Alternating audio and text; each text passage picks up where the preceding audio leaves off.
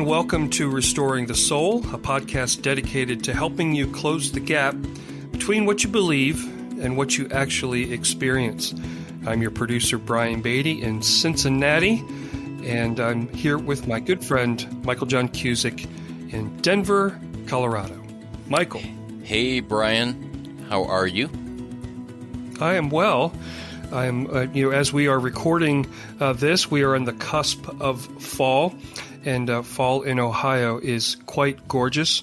I just spent the last couple days in Kentucky in Red River Gorge, and the trail, it was only a mile long, but it was probably on a 45-degree angle the entire way.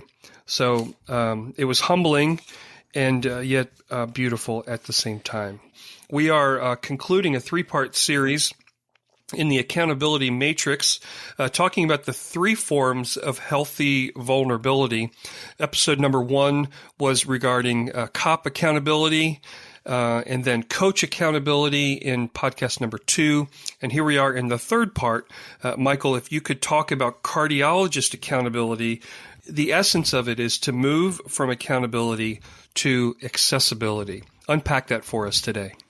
That's right. So back to the analogy that I used in the first episode, and I talked about accountability in terms of paying my mortgage, that they send a bill and they say how much I owe, and they tell me what my balance is on my mortgage, and there are late fees. If I don't pay it on time, then I accrue those late fees, and if I continue not to pay it, I lose the home, and I will not be able to live there. I'll become homeless. And so we're moving from that sense of an external sense of control and consequences and punishment to a form of internal control. And with that cheesy analogy of the mortgage, think about a person who would just every 3 or 4 days stop by the mortgage company and say, "Hey, how you doing, mortgage company employees? I have a mortgage with you, and 4 more days until I pay my mortgage.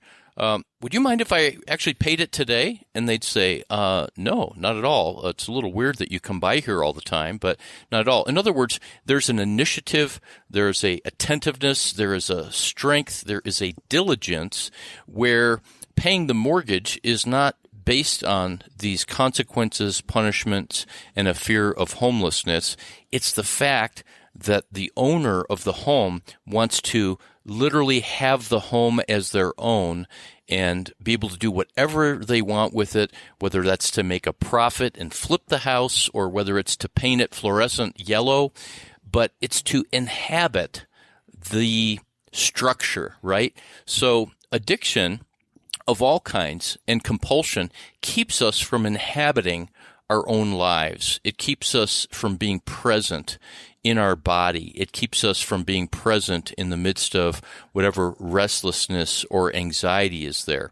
So, because all sexual compulsion and addiction, Brian, is a form of false intimacy, the goal of accountability is really accessibility. And accessibility, to use the house and the mortgage metaphor, is, hey, come on over, come to my house, come on in, put your feet up on the table. Can I get you a cold drink? Can I make you a snack? Do you want to play cards or checkers or watch TV, or let's get our hiking boots and go for a hike? In other words, it's all about relationship and experiencing the other and about being known. In other words, true intimacy. So real accountability leads to accessibility, and that requires vulnerability. Vulnerability requires trust. Trust requires courage, and courage requires faith. And I could just see somebody right now going, what's that? Back it up. But we'll unpack all of this in this conversation about cardiologist accountability. Okay, Michael, so be concrete. Give me a definition of cardiologist accountability. At its simplest, Brian, cardiologist accountability is an intentional relationship where the accountability partner is there to care for and promote the well-being, the thriving, of a person's heart and soul. And I'm using heart and soul interchangeably. Where cop accountability was about checking in and coach accountability is about building in, cardiologist accountability is about digging in.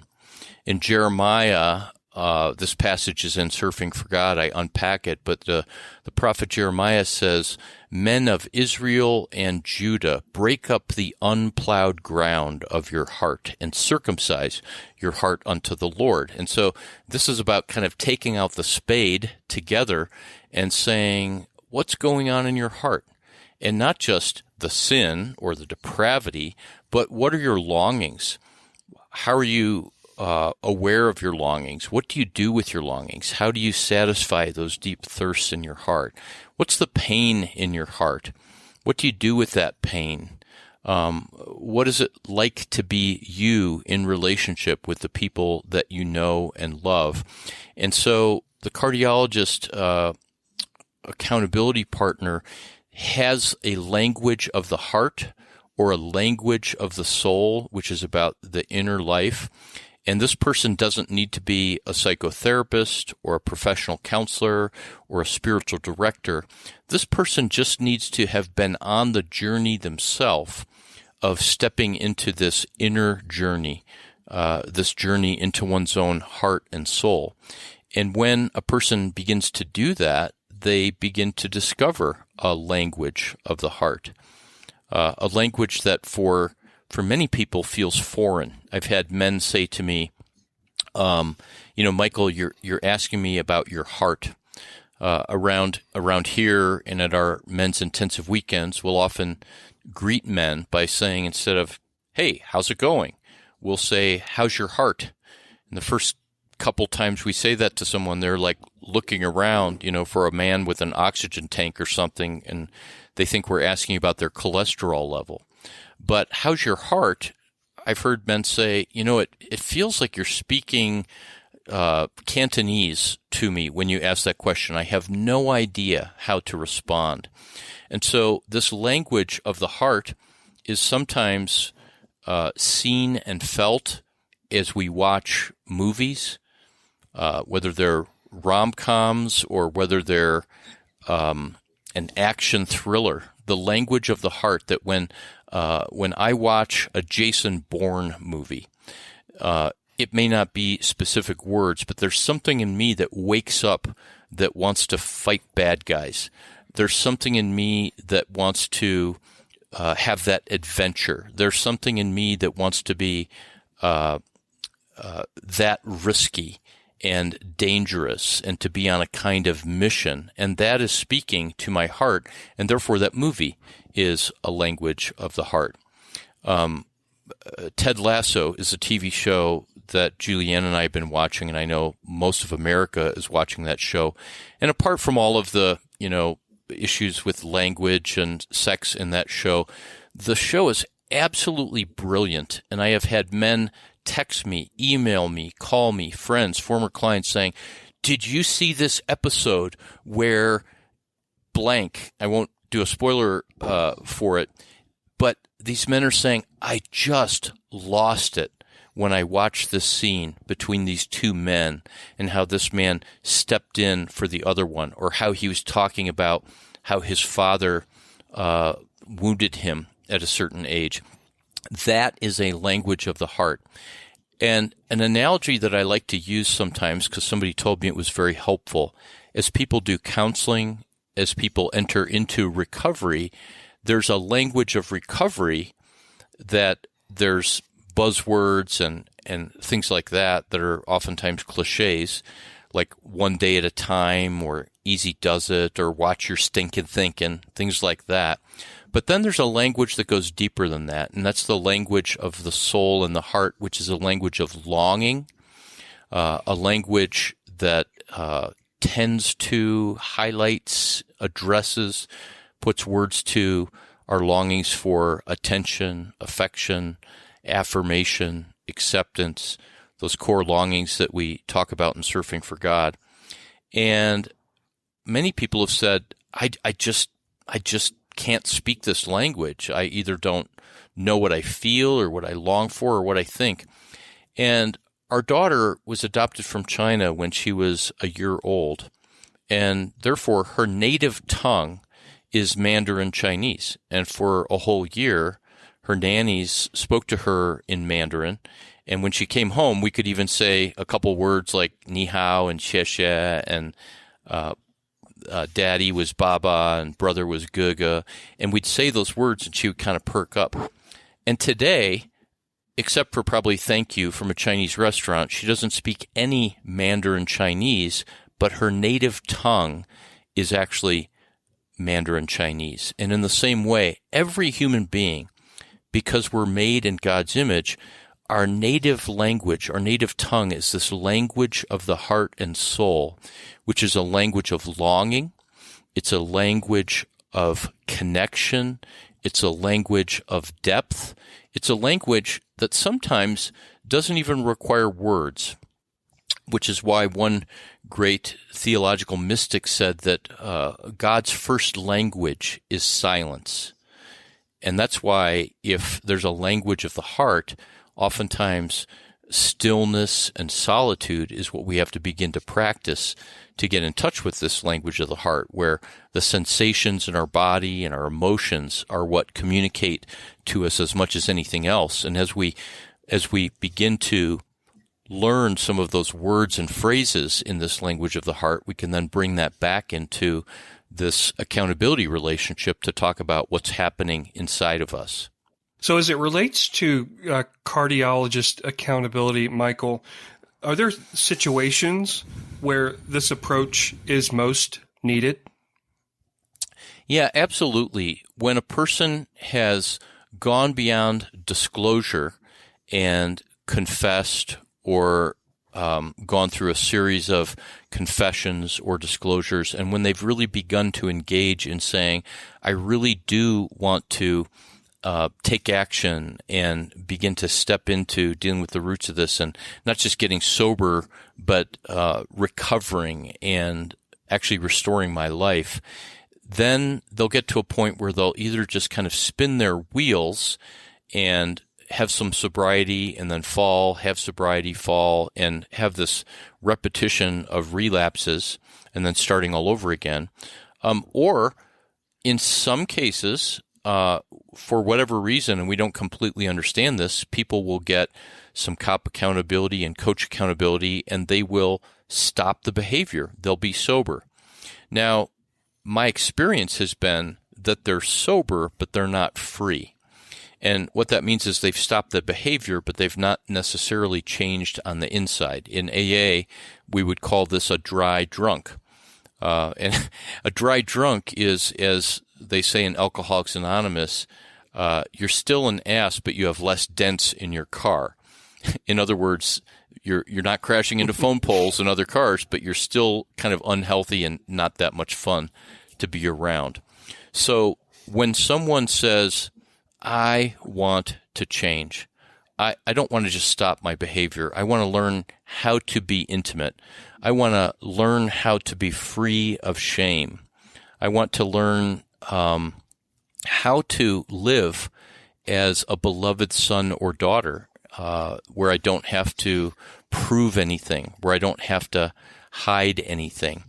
And the role of the cardiologist accountability partner is really like a person that tends to the soul, a soul shepherd, like Psalm 23.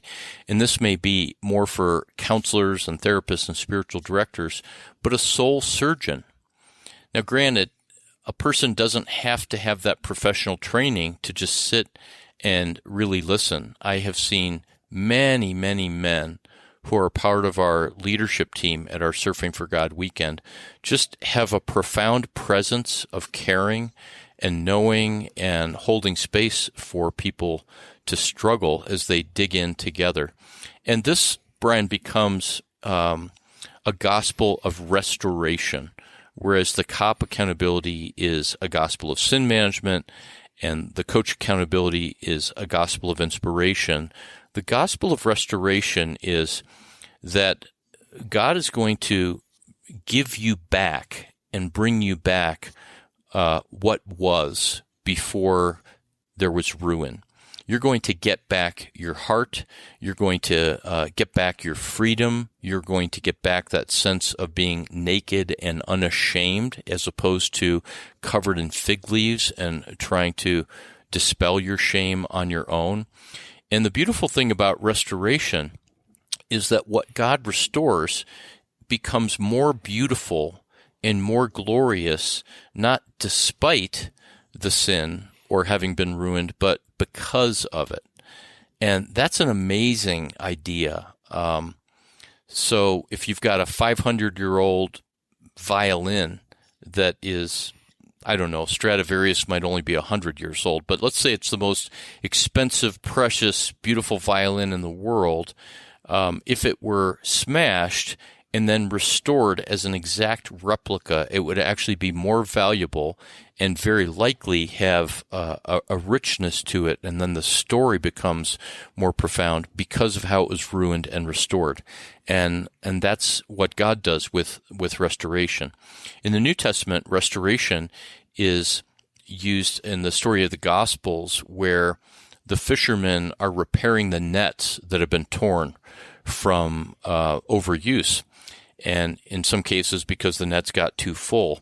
And when they mend or restore the nets, the part of the net that has been broken, torn, and restored, it's actually stronger in that place than if it had never been broken by the way that it's mended. And therefore, the currency, the transaction that occurs in the relationship between the accountability partner and the person who's the addict, but also between God, it's not just disclosure, as in cop accountability. It's not just putting in more effort, as in coach accountability, but it's the idea of brokenness.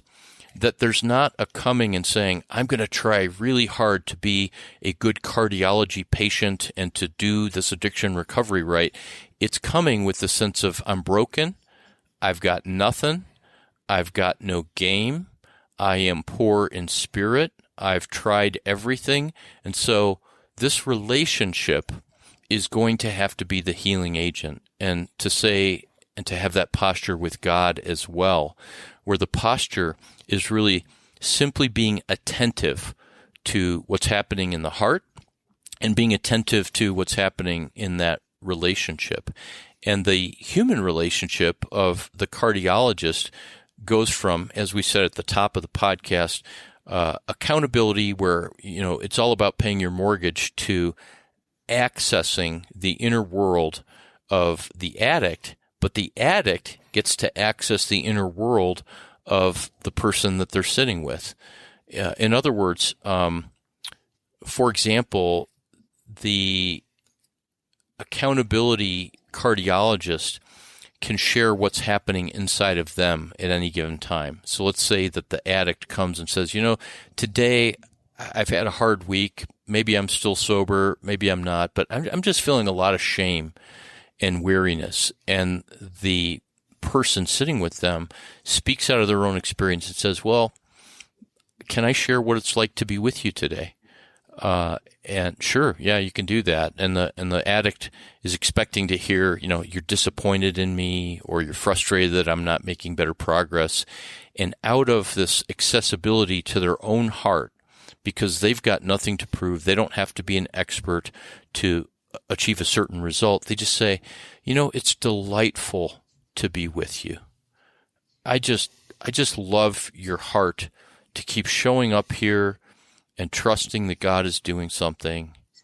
And there again, that's not a magic sentence that if somebody is listening to this should write that down and say it, but it's a real relationship that comes in real time out of the connection of the two people.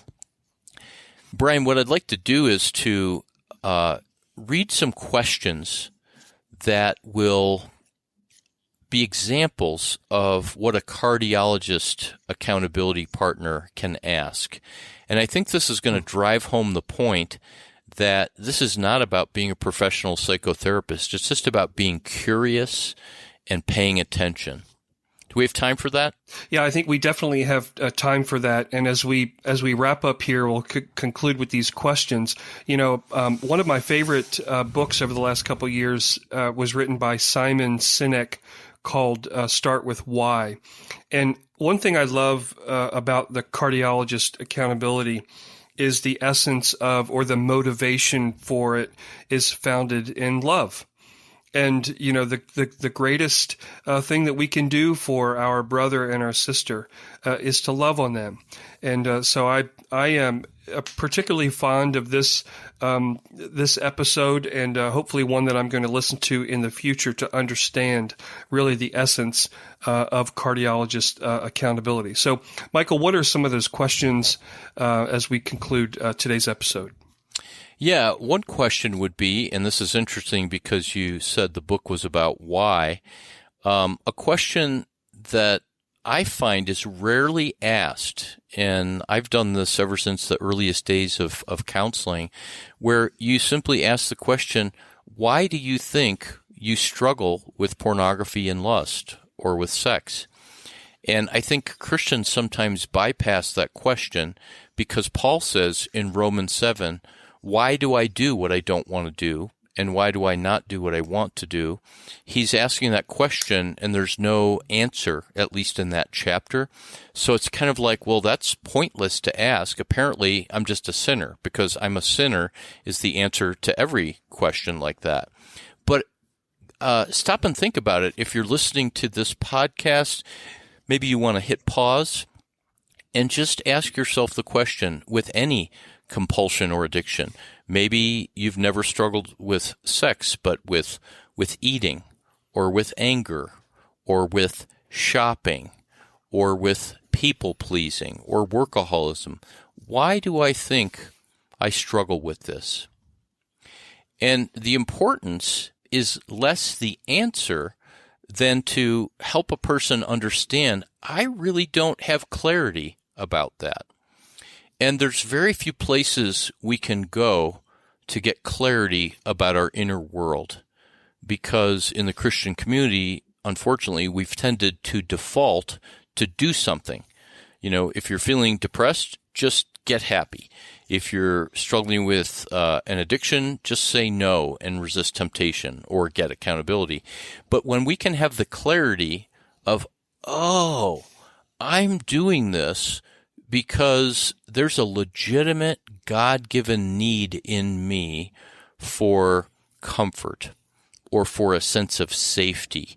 And because of my background, because of my story, it's terrifying to me. And I have panic attacks when I think of asking a person out on a date, or when a husband thinks about sitting and sharing about his inadequacy with his wife. And so the default is, well, I'll go get that need met without being vulnerable and trusting another. So this is a big question. Another question is, on a scale of 1 to 10, and I'm not a big fan of 1 to 10 scale questions, but on a scale of 1 to 10, how self-aware do you think you are? If 10 is the most self-aware person in the world, and 1 is you're autistic and nonverbal, then what number? And why do you think that? And see, it just opens up questions. The person might say, oh, well, in my family, nobody was self-aware, and we never talked about our feelings. Boom. You're into their story, and you're into family of origin and relationships. I posed this question in Surfing for God, but it's such an important question. Where do you feel most alive as a man?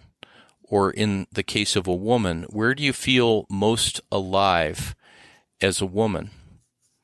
And oftentimes people will say, I don't really feel alive anywhere. And as I discussed this in the book, I said that at the time, 20 plus years of counseling, I had never heard a man say, oh, that's easy. I feel most alive when I'm around my wife. Why? Because in that relationship of great vulnerability, but also potentially great impact, a man can feel exposed and shamed in a way that few other situations will bring about that shame. So men, we typically feel competent and alive and strong at work or in our hobby or maybe even in parenting. So that question exposes something in the heart. Where do you feel most inadequate as a man or as a woman? And that's kind of flipping the question over. Asking the question, what do you think brings about change? 3 years ago, my friend Brad invited me to speak at the Navigators, and I did a 2-day workshop, and I said, what do you want me to talk about? And he said, anything you want. And I said, how about if I talk about how people change? And it was one of the funnest trainings I ever did, because we just started with a blank slate, and we started the day basically saying to everyone, so how do you think people change? And some people would say, well, we just need to set goals and accomplish them. And others would say we need to identify our cognitive distortions and, spiritually speaking, as well as just human development. That's a really important question. Another question, what is at stake for you as you pursue a woman in your life, whether it's a spouse, a girlfriend, fiance? What is at stake if you're not in a relationship, of pursuing a relationship that really matters to your heart? A question like, where are you broken? Where have you been wounded? I love this question, Brian. On an average day, fill in this blank. On an average day, God feels blank with me or toward me. And I've had people just relentlessly answer that question, well, that's easy. On an average day, God feels disappointed with me or toward me, or God feels frustrated with me or toward me. What is your definition of spirituality? That's another question. I quote this frequently. Ronald Rolheiser said that Christian spirituality is about what we do with the restlessness in our soul. Another question, on a scale of 1 to 10, how aware of you? On a scale of 1 to 10, how aware are you of your desires? What are the desires or longings that you have in your heart? King David, the man after God's own heart, was acutely aware of his longings. Psalm 38, it says, all my longings lie open before you, God. My sighing is not hidden from you. Another question, when was the last time that you just sat still and did nothing?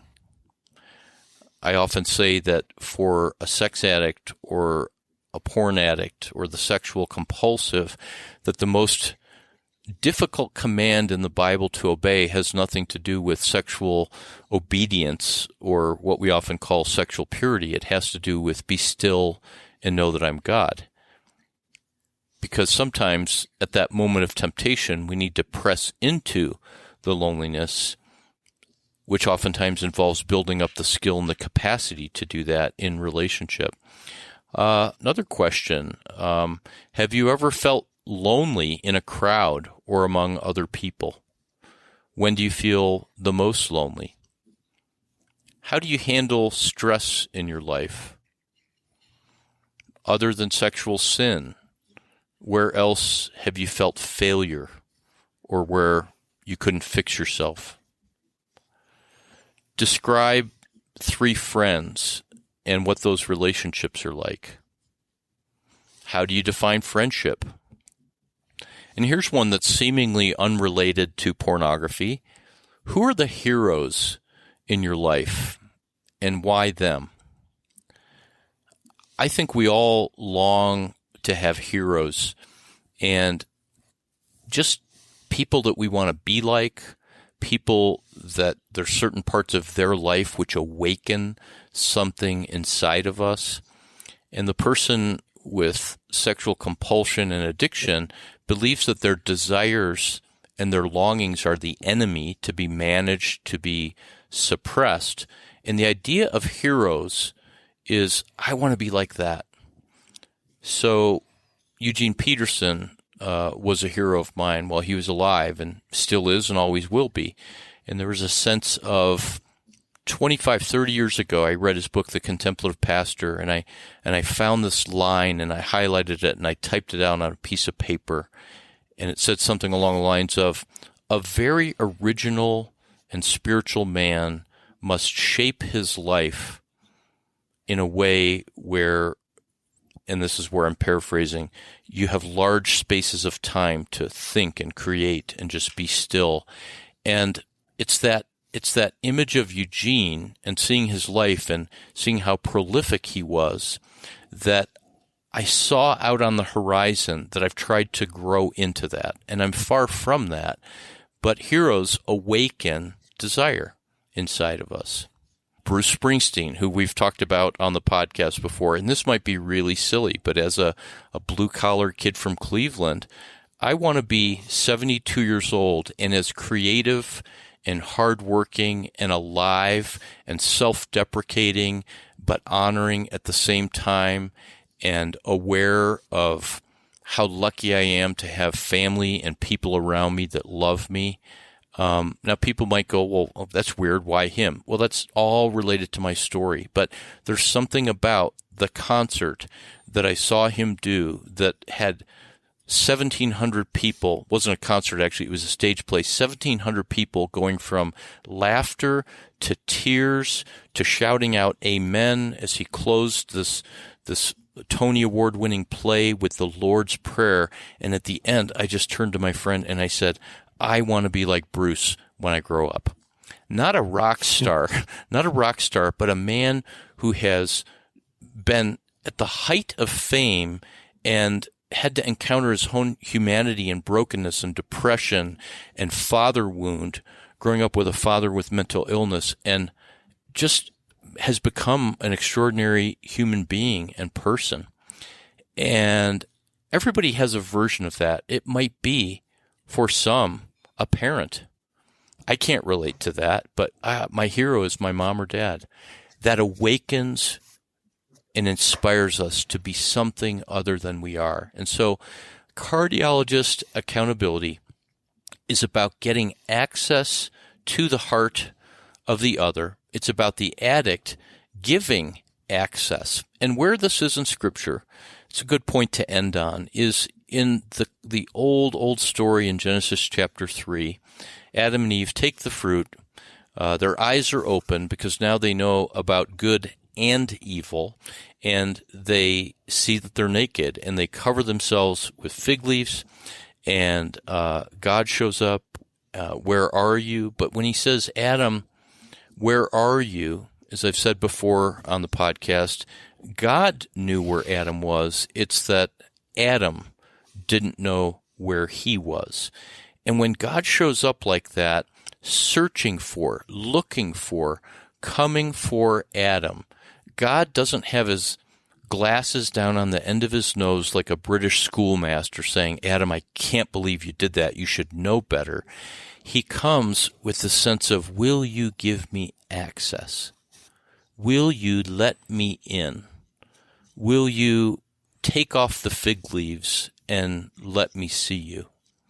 And even when there's defensiveness and covering and then hiding in the trees, and Adam blaming the woman and then blaming God, you are the one that put her here with me, so it's kind of your fault.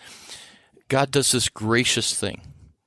And it's saying, whether you give me access or not, I'm giving you grace. And hopefully that grace will woo you to learn to trust and to be vulnerable. And the scriptures tell us that God makes garments of skin for Adam and Eve. And it's as if he's saying, you think that you can cover your shame, and you can't cover your shame because it's actually an illusion.